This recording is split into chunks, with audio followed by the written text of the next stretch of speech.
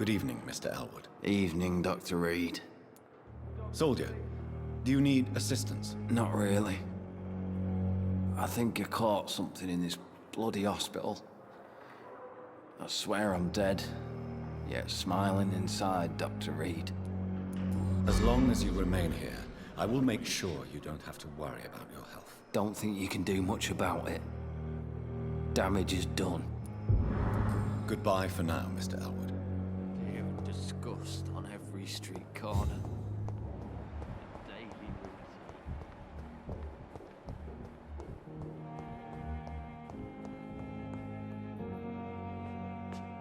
I'm quite busy right now, Dr. Reed. Do you need my assistance? Don't be ridiculous. I'm capable of dealing with this myself. I've just not taken the time to do so. Then you are lucky that I have taken the time to do so. Consider it a gesture of solidarity between professionals. I wish this hospital could have received as much attention from you, Dr. Reed. We do not see you in surgery very often. Thank you for your time. We'll talk later.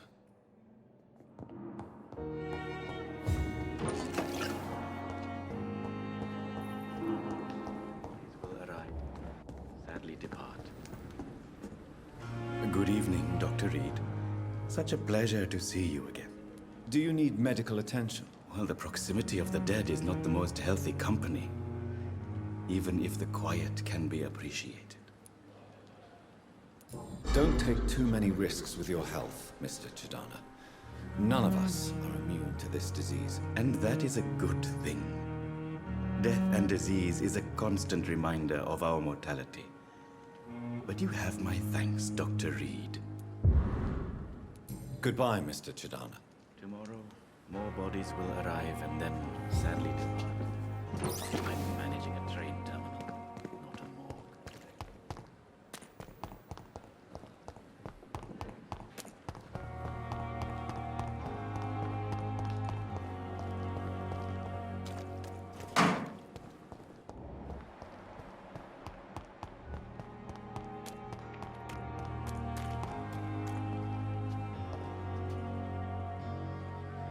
Good evening, Nurse Brannigan. Good evening, Doctor.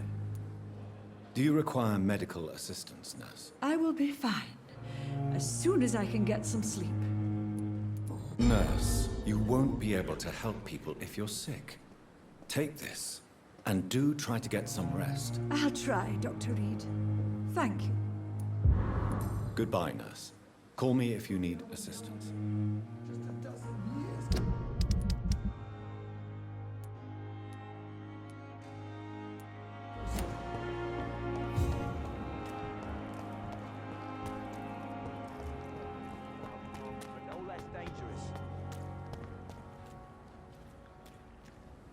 Hello again, Mr. Thatcher. Do you feel any better now? Yes, this neighborhood may stink of dog shit and reek of piss, but to me it smells like the purest mountain air. Do you need medical attention? Don't get me wrong, sir. I'm grateful for what you've done, but I've never felt comfortable with doctors. I'm certain you have your reasons, but let me assure you, I'm not like other doctors you may have consulted with. It is true. You risked your life to save me, after all. It would be impolite to refuse your counsel. Goodbye, Mr. Thatcher. Try to take care of yourself.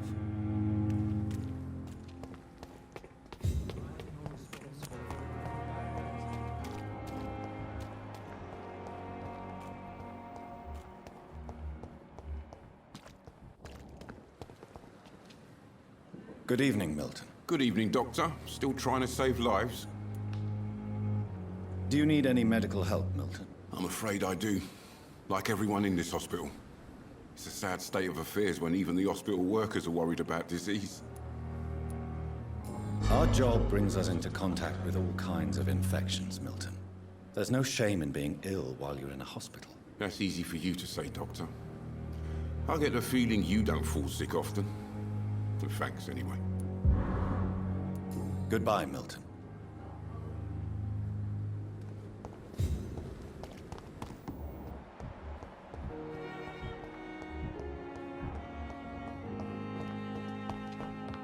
Come now, we can handle this.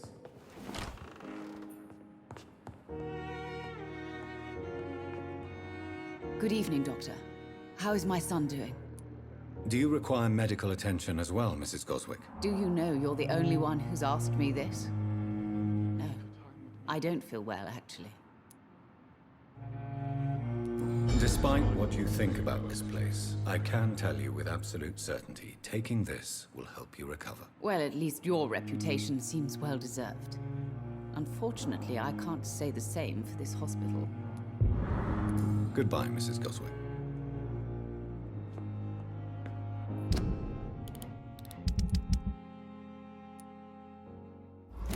Good evening, sir. Doctor. Good evening, Mr. Fiddick. Good evening, Dr. Reed. Any news about my operation? Is there anything else that's bothering you? Can I help in any way? Really? Why has no one else asked me that since I got here? I thought I was in a hospital. Unfortunately, you are not the only person who needs help. And complaining about it won't do you any good. Well, perhaps you're right, Dr. Reed. I'm sure if me missus was still alive, she wouldn't be happy with me going on like this. Goodbye for now, Mr. Fiddick. I'll see you later. I will not let you down, my boy.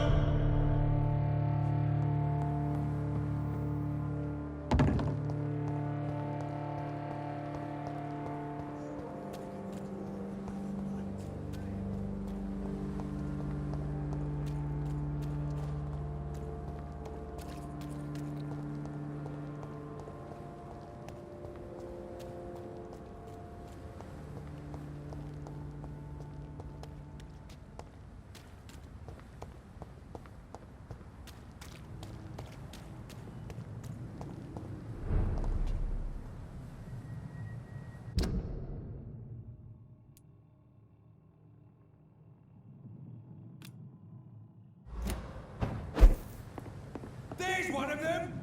Watch yourselves!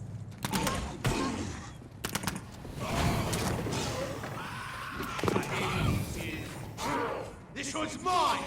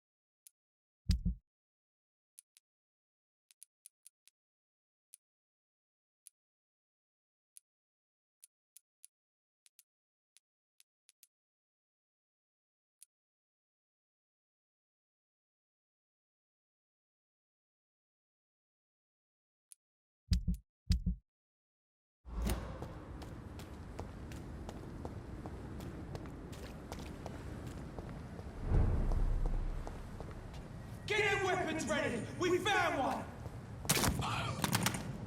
Die, bitch!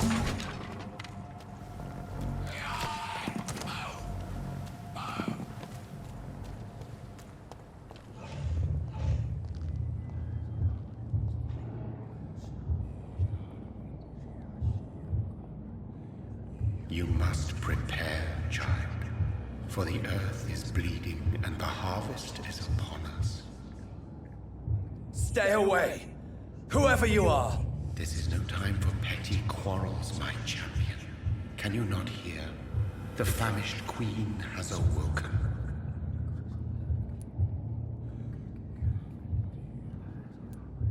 Leave me! Return to the shadows and never come back! But the shadows are our home. And wherever you stand, my son, I stand beside you. I had to kill Mary. I have known your pain, child. Do not succumb to... Silence!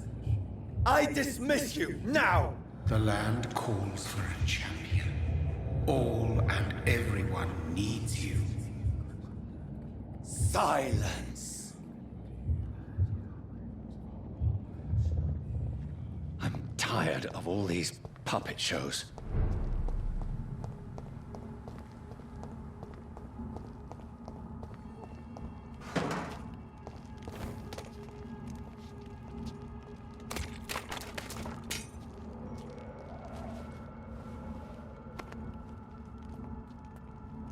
They want war. I'll show them war. Whatever this poor woman did, nobody deserves this kind of punishment.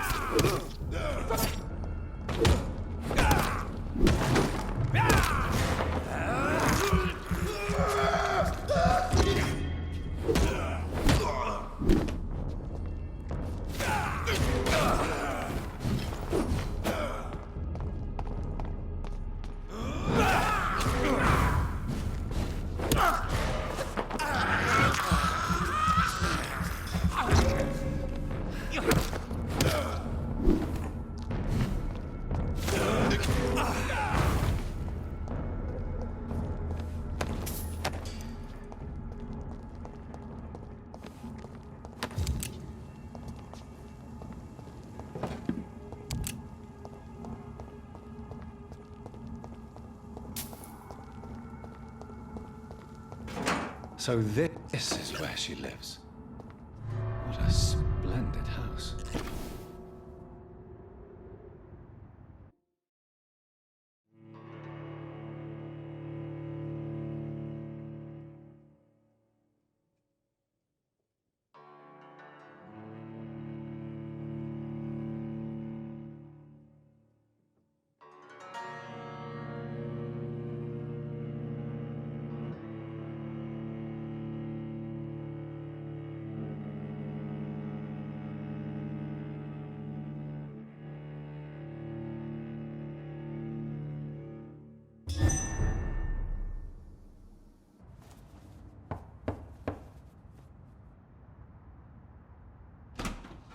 Dr. Reed, welcome.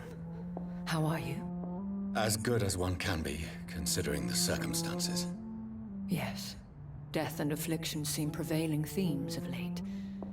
Please, come in. We have much to discuss. I hope I haven't disturbed you. Not at all. Actually, I was counting on you visiting me tonight. How strange, this painting.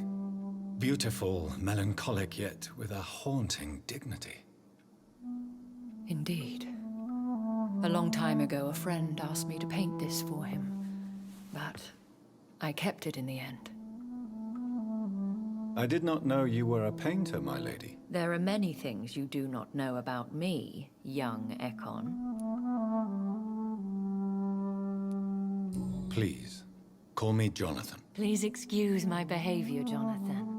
I tend to tease my friends when uneasy. What is bothering you, my lady? Your letter was quite alarming. We will talk about this in a few minutes. For now, I would like you to tell me about yourself. How have you been since we last met, my friend? My sister Mary. She was made a vampire in the same way I was. She was the one killing all those people everywhere I went. Vengeance is a powerful force for those betrayed. Made vampire through careless error.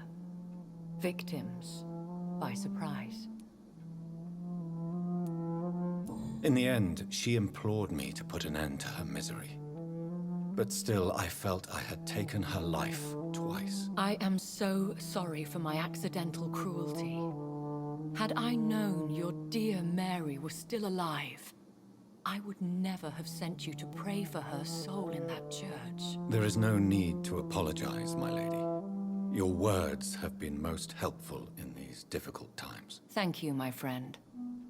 If only we could have guided your poor sister through her terrible nightmare. I swear I did not intend that. If only I had known then how vampires are created. That is the scientist speaking. In truth, most of us do not know how it really works. Personally, I make sure my prey will not return to haunt me. What do you mean? I am merciless, Jonathan.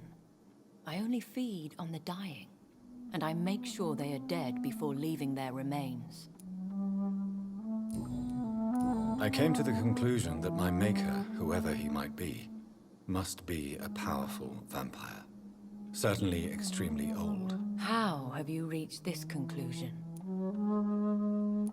I felt this power radiating like an aura every time he appeared. Most ancestral vampires of England were killed by the Guard of Prewen half a century ago. I wonder who your maker could be. You have no idea who he could be? Some of the ancient ones fled England. Some may still be in hiding. All I know is you, my friend, are a pawn in some secret and obscure game of chess.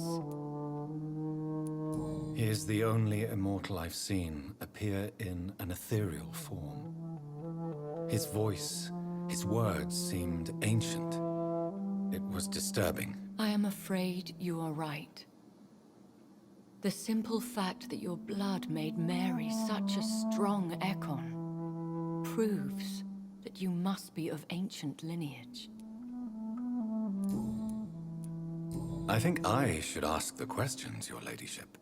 After all, it was you who invited me to settle this most urgent of matters. Fair enough, Jonathan. The situation is critical. We do not have the luxury for etiquette. Please do not misunderstand me. I would be delighted to discuss mundane matters and idle trivialities. If we survive the dark nights to come, we shall have all the time in the world to speak, you and I. For now, please follow me, Jonathan. I must say, your house is exquisite. One of the advantages of living forever is having the time to be selective with one's furnishings. I took the liberty of having tea served. You can still drink tea. Can't keep it down, but I do so enjoy the aroma. Let us toast to make-believe. And of course, to your health, Jonathan. And to yours, my lady.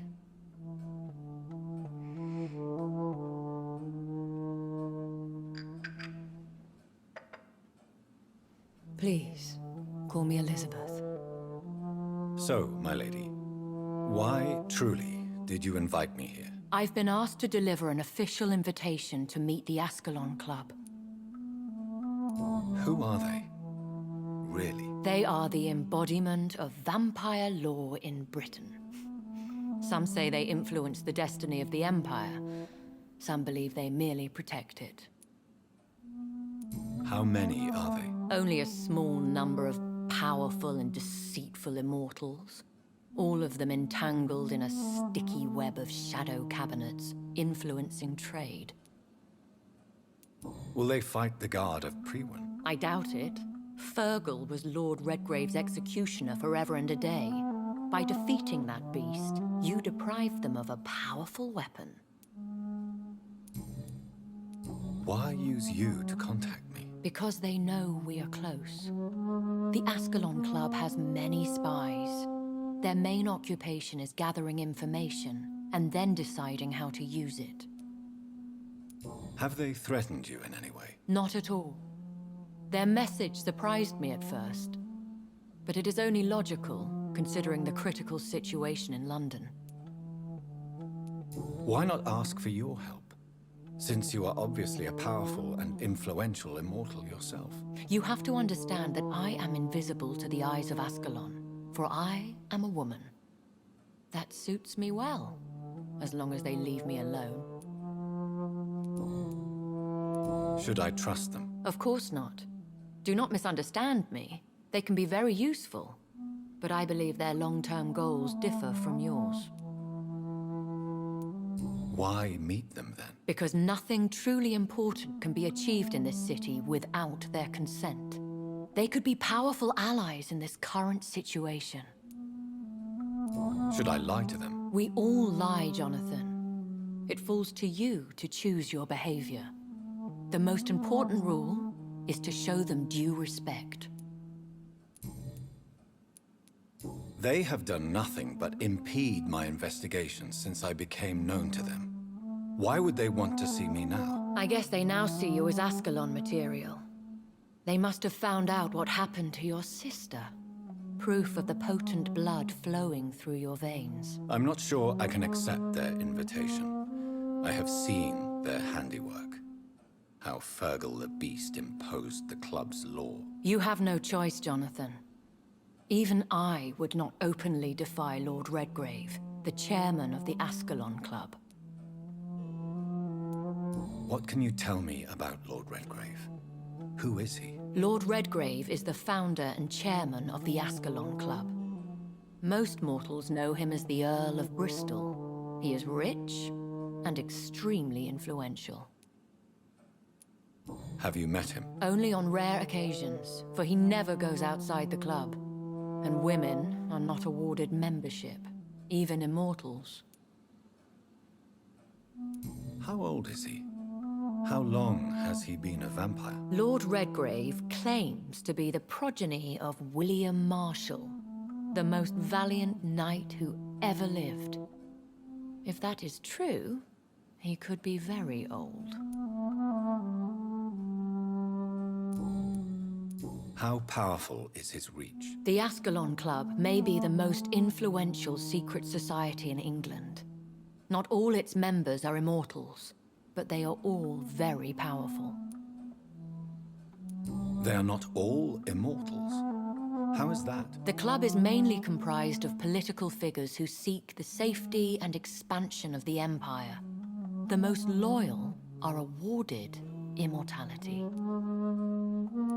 Any familiar or famous names? As the richest, most relentless British tycoon, Aloysius Dawson is considered ideal Ascalon material and has been watched for years. If you are convinced I must meet him, I will heed your advice. Thank you, Jonathan. I understand your reluctance to brush shoulders with London's vampire elite. But we have no choice. Is the situation that critical? Yes. The Guard of Prewen has called for a second great hunt of our kind, and they will stop at nothing to eliminate us. Will the Guard of Prewen and the Ascalon Club fight each other? I doubt it. If Prewen really launched a great hunt, I think most of the Econs I know would flee the country to escape the bloodbath. I think I saw them kill an Econ on the way to your house. They seem to have a list with names. To launch another great hunt, they must have collected intelligence on vampire identities and whereabouts. They are a resourceful lot. Should we fight back? I will not be hunted down like an animal again. I admire your courage, Jonathan. But the best way to fight them is to put an end to the epidemic. This is the only way to clear the air. What is a great hunt? The first great hunt was launched about 75 years ago. In just a few nights, the Guard of Prewen located and destroyed most of the old British vampires. Why start a second one? Prewen has always seen us immortals as a threat to mankind. My guess is they suspect one or more of us as the cause of the epidemic. How did you survive the first hunt? I fled, Jonathan. Like most vampires who survived that slaughter. And I secretly came back when I was sure they had lost my trail. You should flee then. Leave London, the country even. I have seen the Guard in action. They are merciless. Your concern warms my heart, Jonathan. But fear not. If the situation gets too dangerous, I shall retreat to my secret Scottish manor. I could hide you in my luggage, if you wish. Thank you for the offer. I shall keep it in mind, but I have much to do here. There is a question I must ask you. Could Lord Redgrave be my maker? I doubt it. If Lord Redgrave had made you his progeny, he would not have seemed so surprised when you demonstrated the strength of your lineage. What is the plan? The plan is we both try to save this city, you and I. Go to Ascalon, accept their proposition, and use their influence to promote your agenda. How can I save London? The epidemic is the priority. You must find its origin and put an end to it. This is the best way to solve the crisis.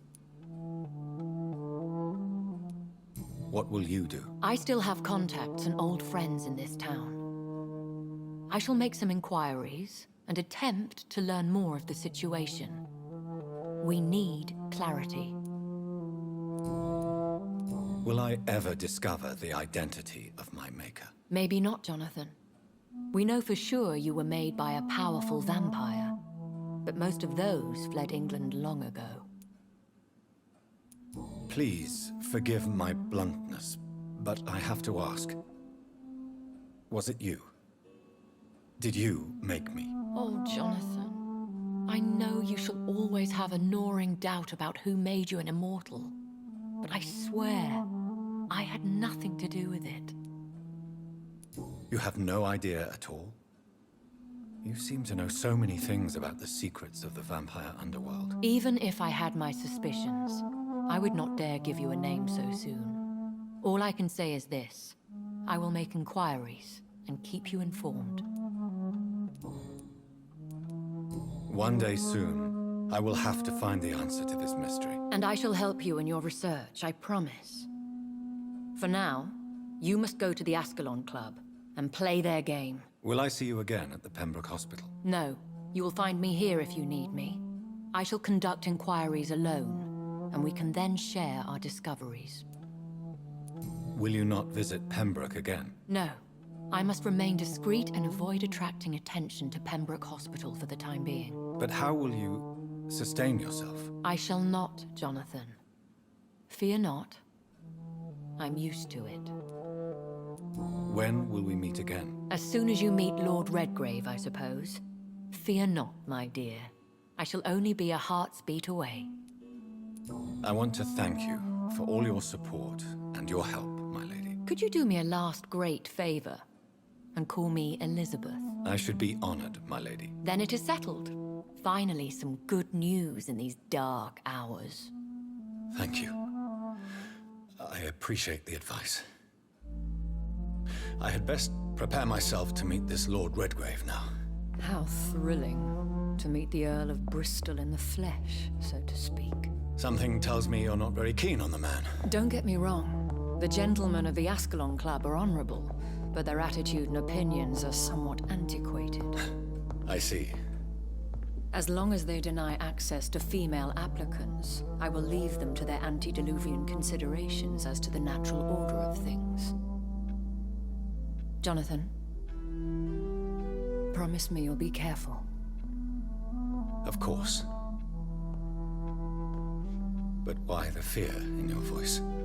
Look at me, Jonathan. I am. I mean, really look at me, young Ekon.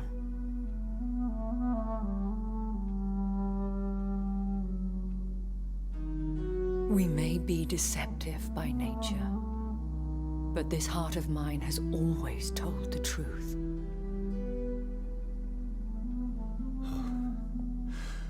Elizabeth. Go, my friend. But come back to me soon.